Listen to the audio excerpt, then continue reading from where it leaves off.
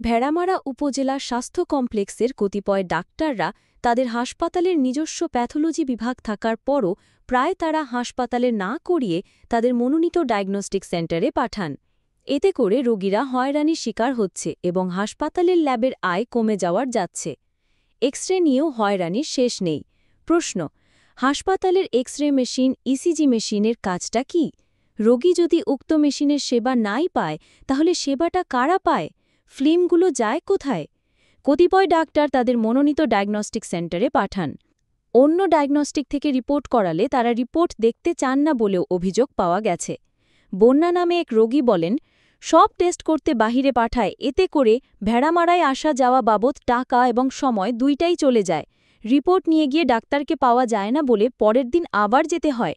যে টেস্টগুলো হাসপাতালে হয় না, সেগুলো দিলেও কথা থাকে।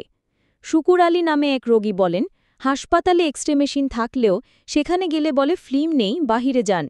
ডাক্তাররা ডায়াগনস্টিক ব্যবসায় জড়িয়ে পড়ায় তারা হাসপাতালের রোগীদেরকে তাদের সেন্টারমুখী করতে এই প্রচেষ্টা। জরুরি বিভাগে চলে চরম সিন্ডিকেট। রোগীদের থেকে উৎকোচ নেওয়ার অভিযোগের শেষ নেই। যথাযথ কর্তৃপক্ষের আশু হস্তক্ষেপ কামনা করেছেন সাধারণ জনগণ। ১. ঝাড়ুদার কি করে নার্সদের মতো ইনজেকশন পুশ থেকে সব কাজ করে? ২. ডাক্তাররা কি করে যথাসময় ডিউটিতে উপস্থিত হয় না এবং ডিউটির শেষ সময় না হতেই হাসপাতাল ত্যাগ করেন? ৩. হাসপাতালের নিজস্ব ল্যাব থাকার পরও কি করে হরহামেশাই টেস্ট করতে বাহিরে তাদের মনোনীত ডায়াগনস্টিক সেন্টারে রোগীদেরকে প্রেরণ করেন? ৪. জরুরি বিভাগে সাহায্যকারী ব্যক্তিরা রোগীদের থেকে উৎকোচ নেয় কেন? ৫. ইসিজি মেশিন থাকতেও বাহিরের মেশিন কেন আনতে হয় বা রোগী বাহিরে পাঠাতে হয়?